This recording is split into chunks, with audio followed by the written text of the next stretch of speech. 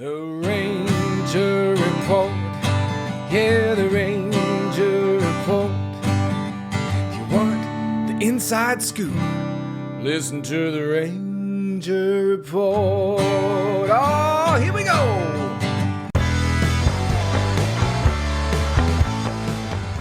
This is the Ranger Report podcast.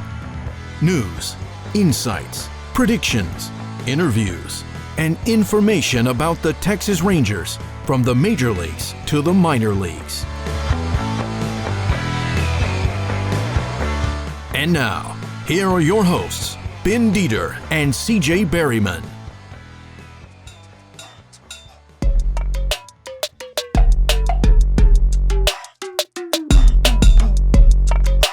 Welcome to the Ranger Report podcast, brought to you on the Preferred Health Solutions online studio, and of course presented by Walton's Everything But the Meat, Dallas Sports Nation, and of course we are part of the Fans First Sports Network. I am Ben Dieter. You can find me on Twitter at bdieter75. CJ Berryman, that is me.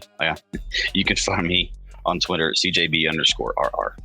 That's right, and we have a lot going on. It's been a week since we've done a show. We didn't get a minor league one in this week, so we are going to sort of tag that at the end of this episode. So it might be a little bit on the longer side, but that's all right because we have to lead off with a certain fella who is about to have Tommy John surgery, and that is Jacob deGrom.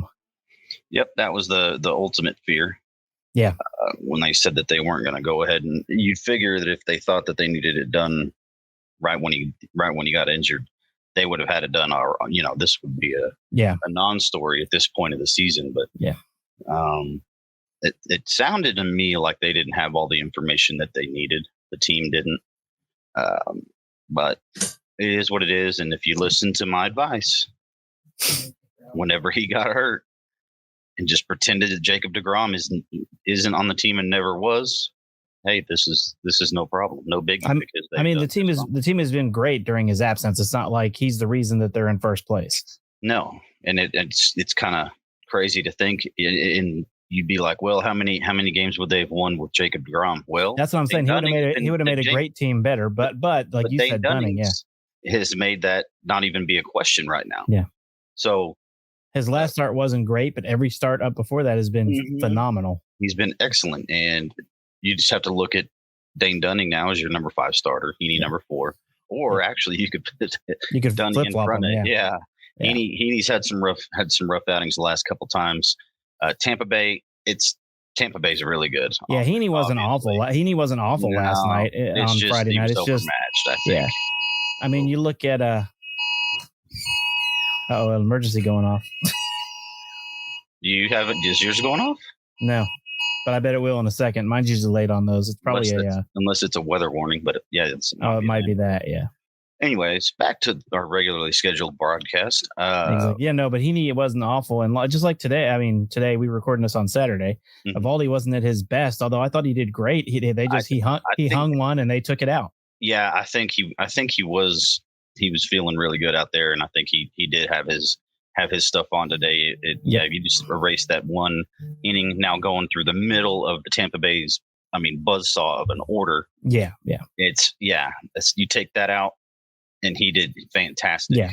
And the rotation is still fantastic with Jacob deGrom being out for the rest of this year. And now I still think they're going to make some sort of move at the deadline. Still don't know if it's going to be a starting pitcher or not. I know a lot of people want it to be now, but I don't know that really if Dunning keeps pitching like he is, they don't really need another starting pitcher. Well, and you got Cody Bradford in the minors who's proven that he's major league ready. He had a fantastic outing the other night, and we'll get more into that later. Yep. So he's doing his thing. He's shown he's too good for AAA, and he's shown it to us at least, and we've talked about it in his 2 starts here at the majors. The first one against the buzzsaw of Atlanta, and he did just fine. He did fine. We'll just leave it at that. The last game, really good. He did really good. He's not afraid of it, and that's a guy. Again, we talked about it last episode that we had.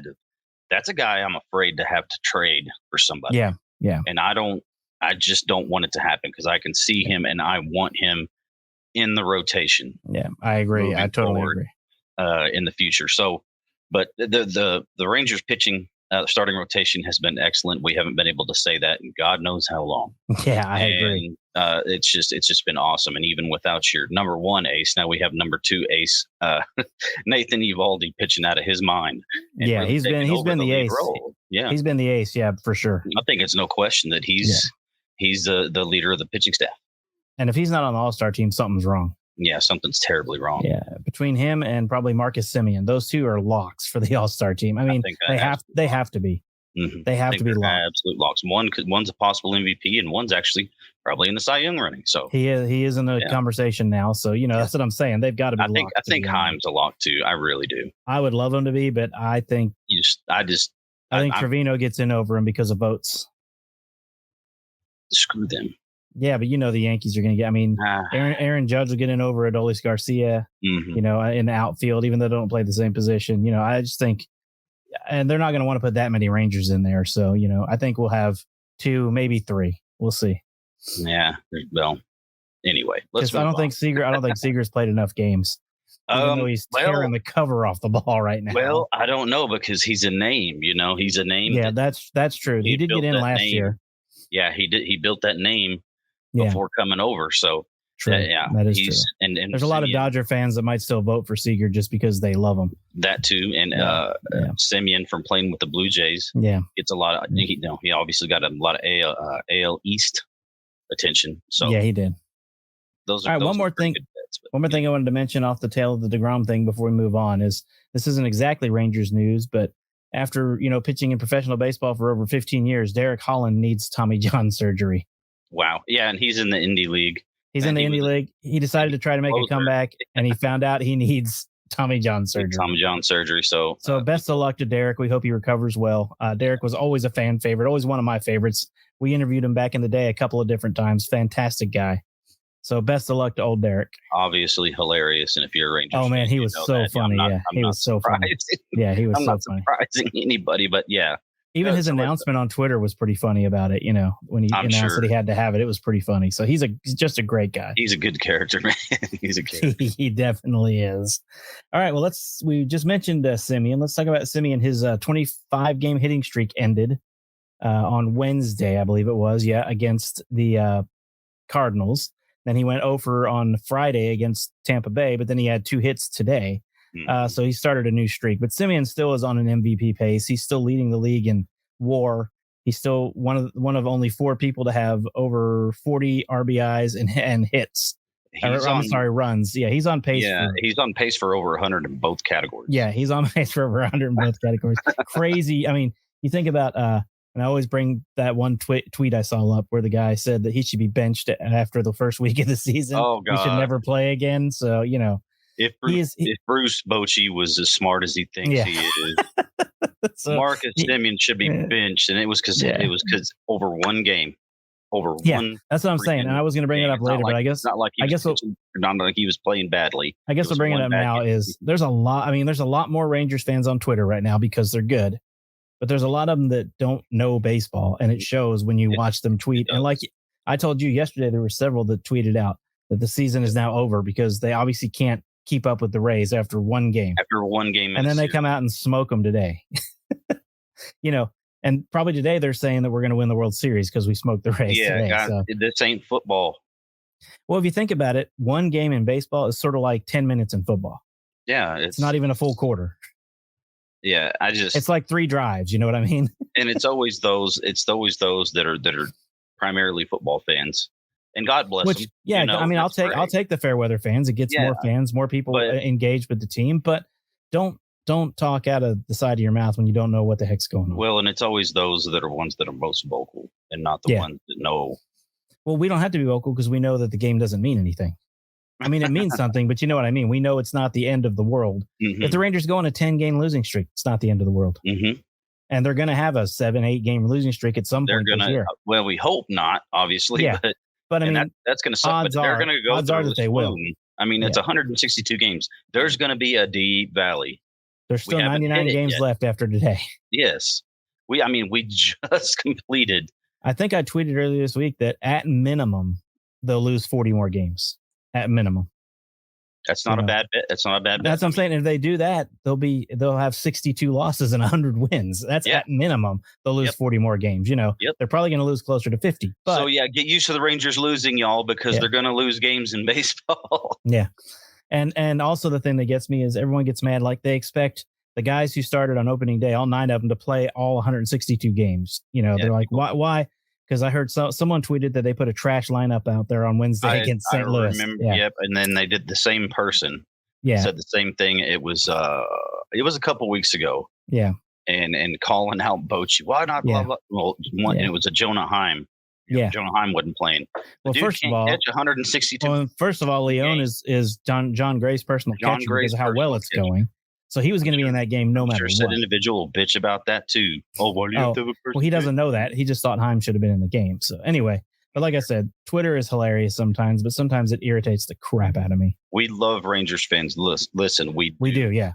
We love the complainers too. We're just complaining about the complainers. We're just complaining about the complainers, which we have a right to do because our damn podcast. But like I said, I'm glad that they're engaging and that they're watching the team and that they're trying to enjoy themselves. But you don't have to find the negative in everything. They're making themselves sound like Philadelphia fans or New York fans or Boston fans. Exactly. Guys, take a break, take a breather, go outside, have a cigarette, drink a beer, whatever it is, whatever you need to do. Yeah. Calm down. It's 162 games. We now have less than 100 games left. Yep. We're starting to get into the meat of the season and we are still in first place. And the Astros, hopefully, they lost again on Friday night. So the Rangers kept that 5-game lead. Even if the Astros win today, the Rangers still keep that 5-game lead because the Rangers won. So a 5-game lead is pretty good, 63 games into the season. 63 games in the season after a season you lost 68. Or you won 68. Yeah, you won 68. Yeah. And they're already at 41 wins this year. Mm-hmm. So blowing last year and the year before and the year before away. And the year before. Yeah, so exactly. Instead of bitching about every game, y'all enjoy this. This is fun. Well, for those of us, there's thousands and thousands and thousands of us that watched every single game through that 5-year spread that was so bad. We are having a blast this year. We are having so much fun this year. Now, do you remember one of our first podcasts whenever I rejoined you early in 2021? And I was like, man, you and I both agreed to this. This is going to be fun. We're going to get to see the build up from the ground up. And where they go from here. We're going to be able to cover them when they suck because they're rebuilding. It's a complete teardown. And then we're going to be, can you imagine what it's going to be like? And we said it 2 years when they're competing again. Well, yeah, I was going to say, I want to go back and check because I'm pretty sure that both of us said they would be competitive in 2023. Pretty sure. I didn't think this, but I thought 2024 was the year that they'd be competing for a World Series. Yeah. Yeah. And I thought 2023 they would make the playoffs. We'd be competing for the playoffs. Yeah. A playoff I thought wild card. I didn't think this. Yeah, I didn't think that. Which I'm loving it, by the way. I didn't think this, but I'm loving that they're doing this. Yes. All right. Yeah, speaking of guys hitting, man, Corey Seager went 5 for 5 on Saturday against Tampa Bay. He didn't seem to have any trouble with their pitching today. No, he did not. He was a triple short of the cycle. Yep. I was worried, when that injury happened. And shelved him for 5 weeks, that hamstring injury, because he was so hot before he went on the IL. Sorry, got to say it politically correctly. Yep. Went on the IL and came off. I was kind of like, I wonder if we're going to see the Seager of last year. Nope. Yeah. No, he came right back on hot as ever. We have not. And he's going nuts this year. And it's awesome to see that, 10-year contract. Again, they didn't pay him for last year. I mean, yes, obviously they paid him for last year. Yeah, but they paid him for when they were. They signed him to that long-term contract for this year and beyond. Same with Simeon. Yeah, this year and beyond. Yeah, that first year was hey, welcome to the team. We're still not ready, but welcome. It's same with John Gray, 5-year deal for 4 years. And you look at how well that infield is working together right now. It's pretty amazing to watch. Yeah, Josh Young is playing awesome third base. Yeah, and Seager, he's playing much better shortstop than he did last year. Remember, I was saying earlier in the season he's average at best. Yeah, because he was last year, and this year he's playing much better, and he's getting more clutch hits. Mm-hmm. Yeah, he hit 30 bombs last year. Yeah, but how many of those do you remember being in a clutch situation? Not many. So Well, they were Adolis. so far behind in so many games last year. That's true. But it seemed like Adolis, and it seemed like that way. It's been that way since Adolis came up. He loves those big game situations, and a lot of times he comes through with a homer, not just a single or a double, a homer. He does, and they had several opportunities for grand slams today that they didn't get, but that's all right. It was still a lot of fun to watch. Twice in the same inning, but they did score a couple times. They did score a couple times because Tampa Bay made it interesting in that fifth. No, I got a little worried when it became 6-4. So yes, when what's his name? He's a little guy. There's only a second homer of the year. Anyway, when he took when he took him deep, took Eovaldi deep, hit that 3-run job. I was like, oh, we're gonna have a ball game, and then the Rangers responded. Speaking of things that happened today, I wanted to talk a little bit about the Lowe brothers. That was pretty funny today.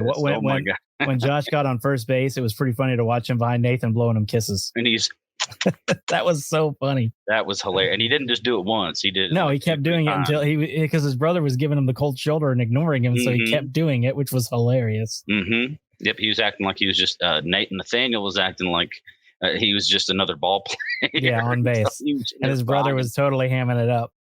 Yeah, that was funny. I'll tell you what. After that, yeah, I'll tell you what, though. It's fun to watch. I mean, it's always fun to watch two brothers or two guys that grew up together. Like when Michael Young and Vernon Wells used to be in the same game. Yes, I was about. It was always fun to watch those guys together. Guys that grew up in best friends today. You know. Yeah.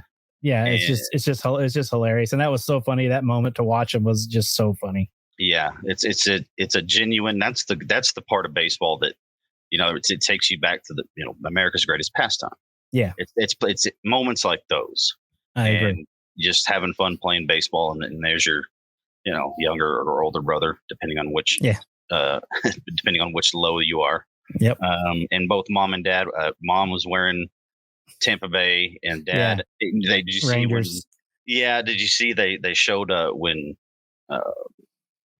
Baby Lowe is what I'm going to call him, when he scored that run, and they showed their parents. Mom's cheering. And she's wearing the Rays uniform, and Dad's just sitting there. Yeah, I was just sitting there. Yeah, that was pretty funny. So, no, but again, it's just fun. Stories like that have always been fun for me in baseball. I've always loved watching stories like that, especially when the Rangers are involved. So yes, absolutely, it was so much fun. So anyway, all right.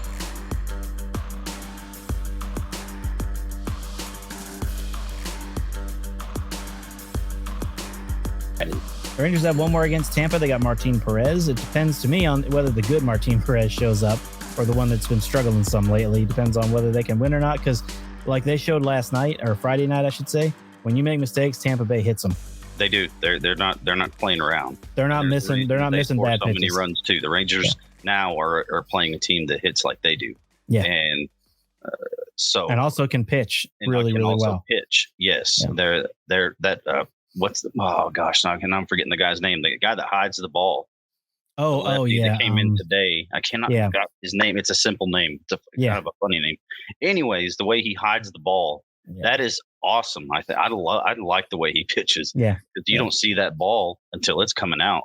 Yeah, and that makes it tough to pick up what it is. Yeah, and he was throwing it's like an 89 to 90 two-seamer, and then a 95 four-seamer. So he was fun to watch. I just wish I could remember his name without looking it up, because I should. But anyways, well, going forward, they finished this series, and then they have the Angels next, I believe, if I'm not mistaken. I better check the schedule. But back at home, and CJ, you'll do a series preview of that one, right? Sure. Yeah, it's the Angels coming up starting on Monday, so they'll play Monday night. Tomorrow, we'll have that up tomorrow night. Yeah, we'll have that tomorrow night, that series preview for the Angels one. So anyway, I hope you guys are enjoying those. I wanted to mention those two. I'm enjoying doing them, and CJ is going to jump in and start doing them. Just kind of fun. Gives you guys a 5 to 10 minute little mini-sode, we're calling them, about the next series coming up. You can hear who's hot from the other team, who the pitchings are, who's faced them, all that kind of stuff. Yeah, who the matchups are, who's hot, who's not. And it actually frees up some time for us to talk about other things whenever we actually do our main big league podcast. Because now we don't have to really preview. But today have the Angels coming up. Of course, I always look forward to Shohei Ohtani and Mike Trout whenever we play the Angels. Of course, every time. The best tweet, and I've mentioned that before, is someone said, Shohei Ohtani does something that hasn't been done since Tungsten O'Neal, and Mike Trout hits 3 home runs, and the Angels lose 5-4. The Angels lose 5-4. Yeah. It's just those guys. I mean, and there's a lot of rumor right now. I didn't put this in our notes either, but there's a lot going about possibly Shohei to the Rangers. Oh, I'll be honest. I don't want him if it's a rental.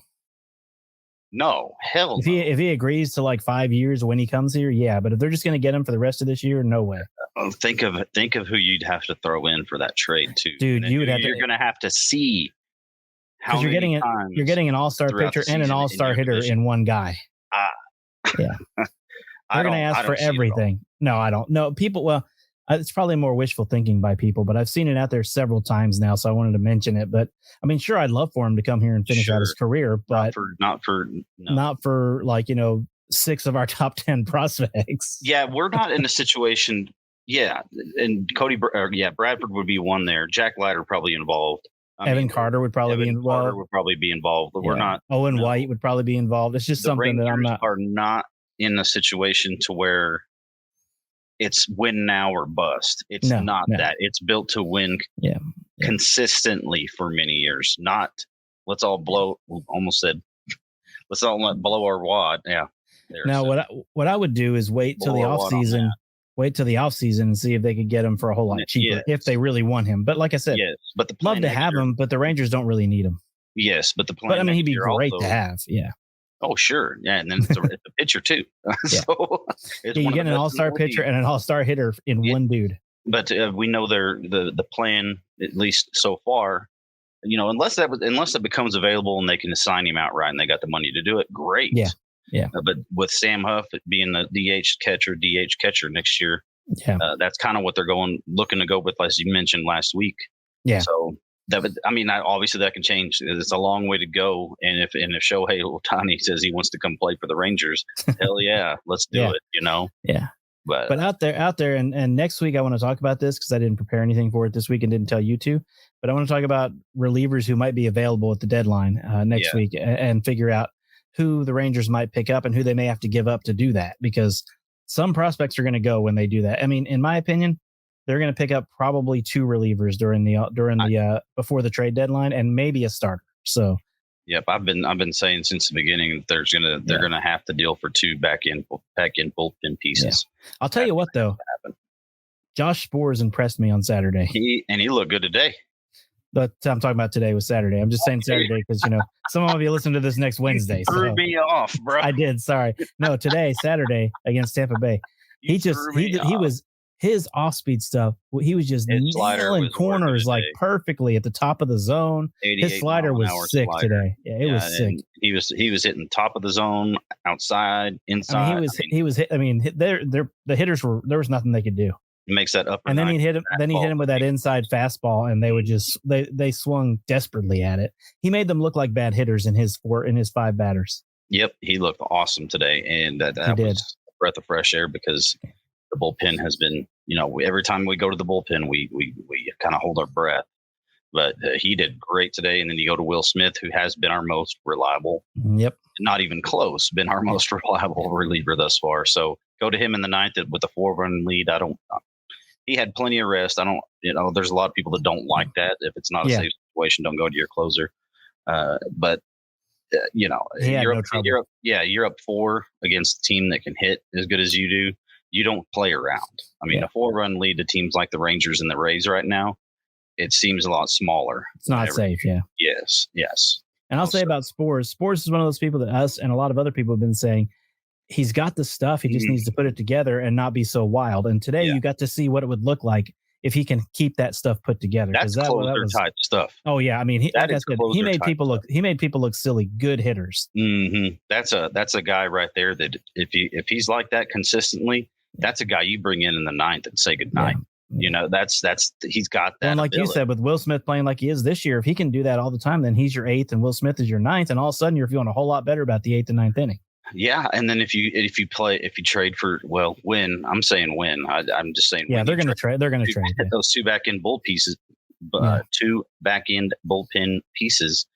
Then those guys can get into higher leverage situations earlier in the game if need be. So yep, yeah, and that's the thing. I mean, we love Cole Reagans on the show. We've had him on several times, but he's not been dominant at all this year.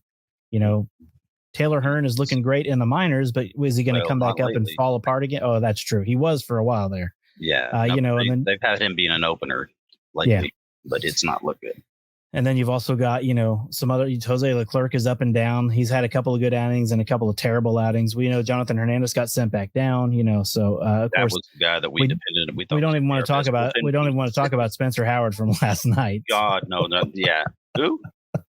And Bruce Bochy said he was going to get more opportunities, and then he got sent down today. So yeah, no, he's not going to get more opportunities. You can't go out there and look like that. I mean, again, he has a 108 ERA this year. That's 108. 108. Yeah, I was going to say, wait a minute, because he got one out and he let 4 runs cross the plate. Yeah, and it was fast. It happened. It was fast. I didn't think he was going to get an out. I didn't think so either. No, I just, which it's not very often that you see that infinite ERA, but it happens every once in a while. It happened to, believe it or not, and we talked about this on this podcast, obviously, but Kyle Gibson. Yeah. That's right. That first opening day. Yeah. Yep. The opening day game where his ERA was 135 or something like that. I think it was. And he ended the season with an ERA well under 2. He did. Yeah, he did. So, yeah. So, but Eovaldi still has an ERA in the mid 250s, somewhere in there after today's game. I'm not worried about him at all. I think Eovaldi's still your ace. And again, he was facing the best lineup he's faced all year. Yeah, all year long. And he gave up 4 runs and still was pretty dominant through almost 8 innings. It was 7 1/3, I think. Yeah, or 6 1/3. Sorry, 6 1/3. Yeah. Almost 7 innings. Yeah. And he was so efficient for the first 5 innings. Yeah, his pitch count was low up until that inning. That inning where he gave up the 4 runs. Gave up the 4 runs, and really it was one swing. It was. There was one other and walks kill walks, and there was another one where his slider just hung over the middle of the plate. That got beat. One that Jankowski. Oh, he almost had a chance. He almost had it. Yeah. But that one too. So really, 2 pitches of the entire inning were bad. It's just the Rays can hit. They can hit. Yeah, it's like what happened to Jonathan. I mean, not Jonathan. Sorry, Jonathan Gray. John Gray on Wednesday. 1 pitch for the entire game. Other than that, he was perfect. He's perfect. But his team couldn't score and lost 1-0. Strikes to ball ratio was like 70%. Yeah, it was amazing. Most of the game, it was ridiculous. And he went 9 innings, gave the bullpen a complete day off. So plus. Basically, the bullpen had Wednesday and Thursday off, which was fantastic. Mm-hmm. Yeah. So, I mean, again, back to the starting pitching. It's still amazing. It's still awesome. And I want to see Martin come out tomorrow. And this is an excellent test. This is an excellent test for him to see where he's at. If he's come back from the 2-3 game stretch that he screwed up. And then he talked to Emily Jones. He said, "Hey, I figured it out." And then had a great game the next game. And then the last 2 have been kind of rough again. Yeah, it's been a little bit rough. Yeah. So I want to see. I'm very intrigued. I'm excited to see that game tomorrow and see how he responds against a lineup like Tampa Bay's. And we talk about Bochy a lot, but I got to admit, I give a lot of credit to Mike Maddox for this pitching rotation this year. You have to. I mean, he's running the pitching rotation. I mean, I'm telling you, you just think every team he's been on has had stellar rotations and included guys who were okay other places, but were amazing once he got a hold of them. And I mean, his track record with Rangers bullpen and Rangers pitching overall is awesome because he was the one he was brought in by Nolan Ryan and company to take that over when Nolan Ryan became CEO. And he was there for the back-to-back World Series. There for the World Series, he was there. I mean, until it pretty much the well had run dry on that team. Yeah. And everybody had to, it was just turn a new leaf time. Yep. So it wasn't that he was not retained because of his effectiveness. No. It was just time to turn a new leaf. And now we're turning it back to him. So. Yeah. But which is funny. We went back to the guy who's always, but you rarely see that. We talked about in the offseason, though, and that was who everybody wanted, inclking us, to come back as pitching coach. And anyone that knew anything. It never happens. It never happens. But when I saw him do it for Durrett, I had a little hope. Oh, he's here, still hanging out with Rangers people. There's a shot, maybe, because I knew he didn't re-up with the Cardinals. So I thought, and then here he is. So anyway, he's been. I mean, he's fantastic. He knows what he's doing.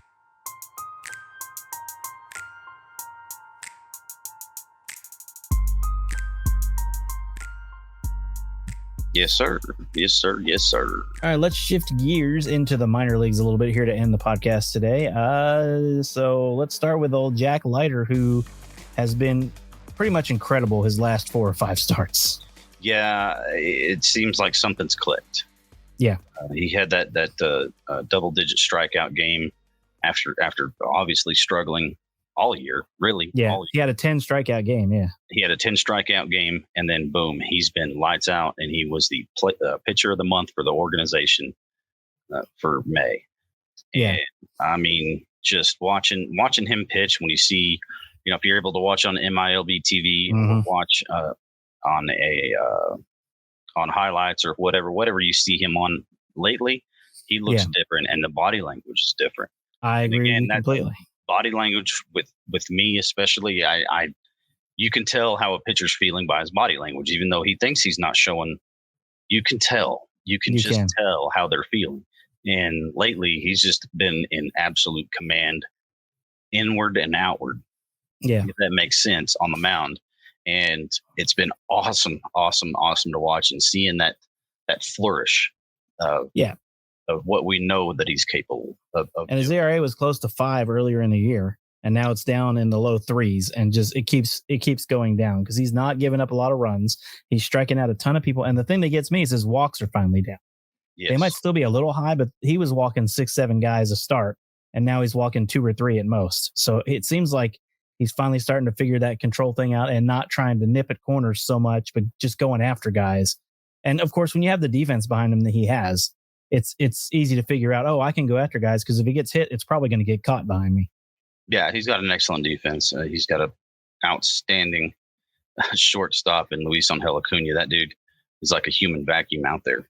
And in fact, the defender of the month for the Rangers as well, Jax Biggers, is also on the Frisco Rough Riders team.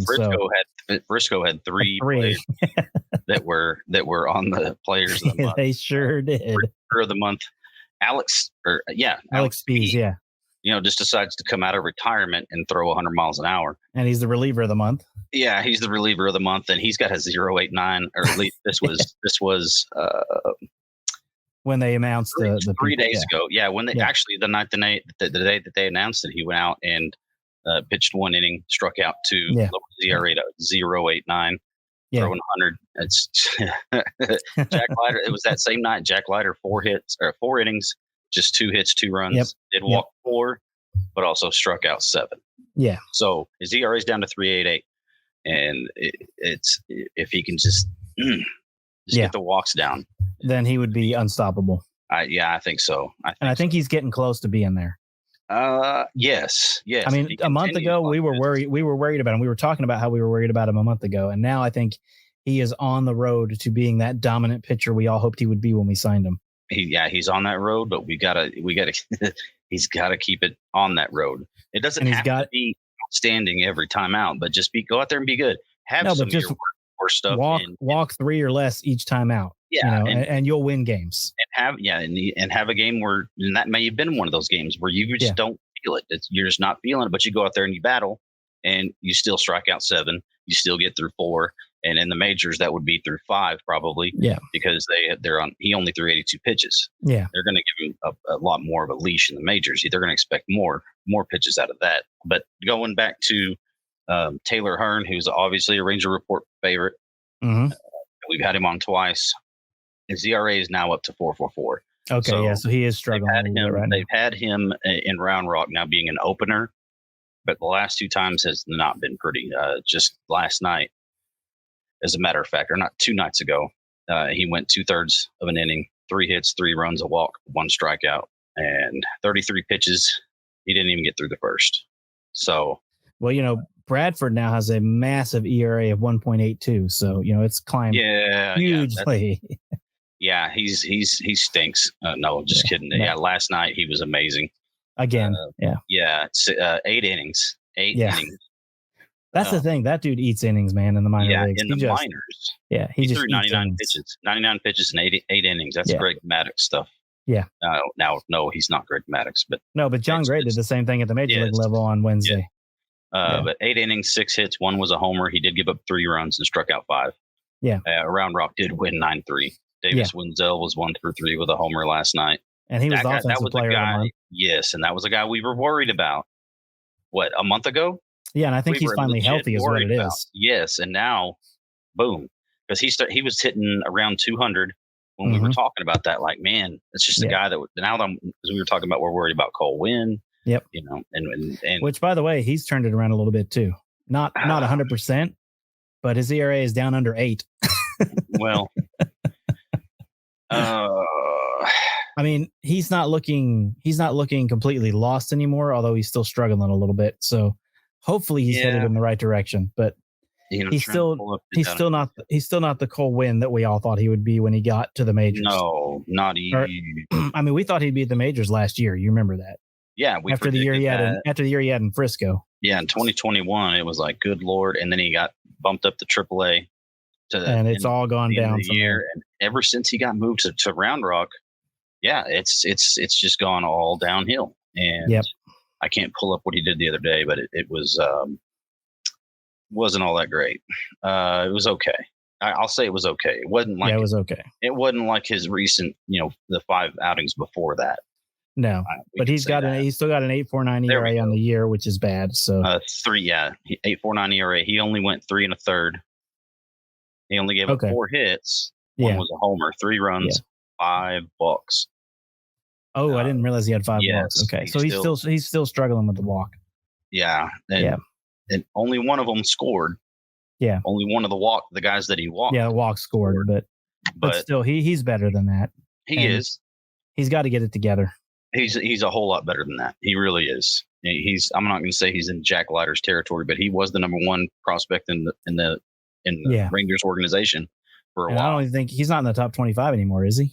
I haven't looked in a We'd while. have to look, but I think if he is, he's pretty far down at this point after being number 1 for a little while. So they just updated their ranking. Yeah, we'll have to check on that for our next minor league. We'll run through that on the next minor league podcast. For sure. Like maybe the top 10, top 20, and see who's in there, who's moving up, who's moving down. So speaking of which, Owen White had a really good start. Owen White is quietly putting together a really nice season. Yeah, 7 innings. He's not being talked about a lot because of Leiter and Luis Angel Acuna and Evan Carter there. He hasn't been talked about a lot, even though Owen White. Yeah, we're going to talk about that here in a second. Yeah. So Shoulder, Owen White, I believe 7 innings of 1 hit ball. Yeah, that's what I'm saying. He's like quietly. Not a lot of people are talking about him, but he is really having a good year at Frisco. Yeah. 7 innings of 1 hit ball. He did walk 2, but struck out 6. ERA is 3.5. He's doing just well. He's coming along as expected. So Evan Carter's shoulder, I believe, he went on he went to the developmental list, which a lot of people don't know about the developmental list. It's not an injured list. It's sort of this guy needs some rest list. Jack Leiter went on it for a couple of starts last year. The guy needs a break. He went on the IL, but it was essentially anyway. Yeah, but now they actually put him on the 7-day IL because apparently the shoulder is a little more tired, I guess, than they thought it was or than they realized it was. He's on the IL, but I still don't think it's a lot to worry about. He's still playing pretty good when he's there. Yeah, and he had that slump, which we were telling people it's going to come. Yeah, he can't hit the way he was all season. No, it's going to come. And with him, there's going to be peaks and valleys, as we talked about last time. We want the valleys to be minimal, and we want them to be short. And you want to see a steady up like a regular heartbeat, or not like a regular heartbeat. We want a steady up and a quick down with a steady up and a quick down. Yeah. So. And again, I think he'll be fine, but just something we wanted to bring up that he is on the injured list right now for the next 7 days or retroactive. I think he's got 4 more days left on it or something like that. And speaking of injured lists, JP Martinez is back off the injured list. Yeah, and he's again tearing the cover off the ball. He's for the season now. He's hitting 344. Yeah. His OPS is just under 1,000. Yeah. And he's knocking on the door. He's a guy we've been talking about all year as far as knocking on the door. We have, and that's a guy that I think. He's earned it at this point. Well, and the only reason someone like him isn't up right now is because Jankowski is actually having a really nice year. Mm-hmm. I mean, I don't think the Rangers expected Jankowski to do what he's been doing so far this year. I thought they would probably. I thought they would have released him by now. Yeah, but so he's made himself indispensable at the moment. Right. So, Jankowski has been and he apparently. Bubba Thompson was the nicest guy in the whole locker room, and right behind him was Travis Jankowski. Everybody loves Travis Jankowski, and he's got the weirdest. It's nasty looking hair, to be honest. But I'm going to ask him about that the next time I go to the game. Yeah, don't tell him. No. I'll just ask him. I'll just ask him about his hair care routine and see if I can get a good answer. Yeah, there you go. And yeah, but I mean, he's always he's one of those guys that I'm trying to think of who you remind. He's just smiling all the time. Kind of reminds me of Adam Rosales as far as his that's personality. what it is. That's who it was. Just that laid back kind of Jeff Rancourt or Jeff Rancourt. Yeah, that laid back kind of cool. Just having fun. Yeah, and he's really having an amazing season for the Rangers. No one expected him to do this. I didn't expect him to make the roster out of spring training. Well, remember at the end I told you I thought he would, but I thought he'd be cut in a couple of weeks. Yeah. So to start the season, he was just a name to me, to be honest. Yeah, that's it. And I was like, he's just a veteran fill-in, maybe one of those guys that you can put in AAA. That the June 1 opt-out clause type people. And kind of like Brock Holt was the 1 year we had him where we didn't expect much out of him. And then he had a great year. He had a good year. Yeah. And Jankowski is being, he's an excellent fourth outfielder right now. Yeah. Oh, yeah. That's where he's at. He's an excellent fourth outfielder. And we're certainly happy with that. Well, I think originally they said that Grossman was going to play every day. But Jankowski's kind of taken some of that playing time away from Robbie Grossman, who also is having a pretty decent year. But Jankowski's been playing better. Yeah, and you're going to see Garver DHing most times now. Yep. So Grossman's time is going to be cut a little bit, and I think, I don't think it's like deserved, but Jankowski deserves to play more too. So it's just one of those. It's a tough situation. You're not good. It's a good situation. You're not going to take Leote out every now and then, who we're about to talk about, and you're not going to take Garcia out every now and then, and no, those guys are going to play every day until Boch says, "Okay, you need a day off." Yeah. No, so that's Speaking of him, but he didn't seem to have any trouble with Ray's pitching on Friday night. Nope, 2 bombs. That 440 foot or whatever it was. Good gracious, man. Dude, he crushed. And that's what you've been talking about forever with him after you watched him in Double-A. Yes, watching him in Double-A and just seeing the different type of ball player is. He's not the same. He's not the same as everybody else. He's fast. He's so fast, and he takes such good routes to the ball in the outfield. And then when he gets a hold of him, you don't realize he has the kind of strength or power that he has until you see things like what he did on Friday night. Mm-hmm. No doubters. And he hit one right-handed. When was that? He hit another no doubter earlier in the week, right-handed. Yeah. And crushed the living crap out of it. And this is the guy. This is the guy, guys. And I'm telling you, wait till he gets like hot. Yeah, I know. Wait till he gets hot. I mean, hot. When I've mentioned it several times too, besides him, we talk about All-Star. I'll circle back around before we finish here. Josh Young is leading all third basemen in a lot of categories, not just rookie third baseman. Mm-hmm. Josh Young is another guy who probably deserves an All-Star nod. Yeah, and I'm not disagreeing at all. And right now, did you see the stat they put up with Randy Arozarena when he won Rookie of the Year 2 years ago, and where Josh Young is compared? Josh Young is better in all categories. Yep. And well, Josh Young leads all AL rookies in almost every category. About everyone. Like I said, he leads all major league third basemen in several categories. Yes. And going back to Leote, he's hitting 297 now. And that's after we can call that a blip of a slump. Yeah. He came right out of it quickly. He did. And he's had, I think it was 3 home runs this week. So Yep. He's had an excellent week. And you got, Zeke Duran's hitting 318. And if he was an everyday player, we'd be arguing for him. Exactly. So if you look at it, okay, Corey Seager, let me see this. I'm not going to average it out. I just don't feel like doing it because, but look at this. So Rangers shortstops this year have hit, one has hit 352, the other's hit 318. Yeah. So around 320, 330 together. Yeah. You got with, 14 home runs, 58 RBIs. 23 doubles. That's crazy. Yeah. Their whole offense is crazy, to be honest.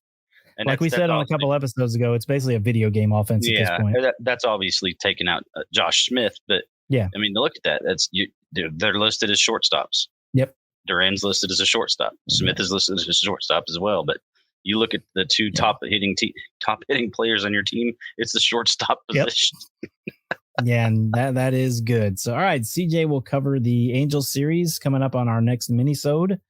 We will cover the minor leagues later this week, probably on Wednesday for the midweek minor league podcast that we do. CJ named it finally. I like that. midweek minor leagues. Yeah, there we go. It's a good name, so we'll hit that. Hopefully, Soleil. That's who we're working on. Yes. But if not, we'll get somebody else. I've also reached out again to Cam Cauley, who's tearing it up in down east right now. Mm-hmm. He's had, I think, 3 home runs this week, and a grand slam was one of them. Yeah, that we didn't have time to get to. This is why we do a separate minor league podcast. Yeah, exactly. We're just trying to throw all this stuff out real quick. But he's one that's been playing great. We're trying to get him on as well. But then again, Soleil also would like to get JP on if we can. So trying to get Larson Kindreich on. Larson as well. Yep.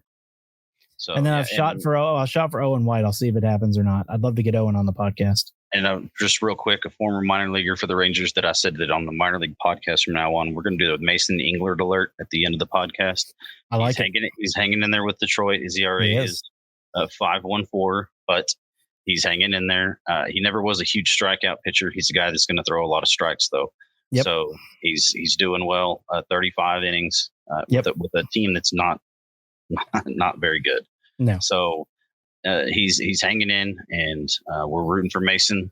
And if for whatever reason they elect to pull the plug on that, we'll welcome him back with open. We definitely will. Sure. But I hope he doesn't. I hope he stays. I hope he sticks with Detroit and gets a chance moving forward for sure. Me too. All right. This is the Ranger Report podcast, brought to you by lots of different people. So thanks to Walton.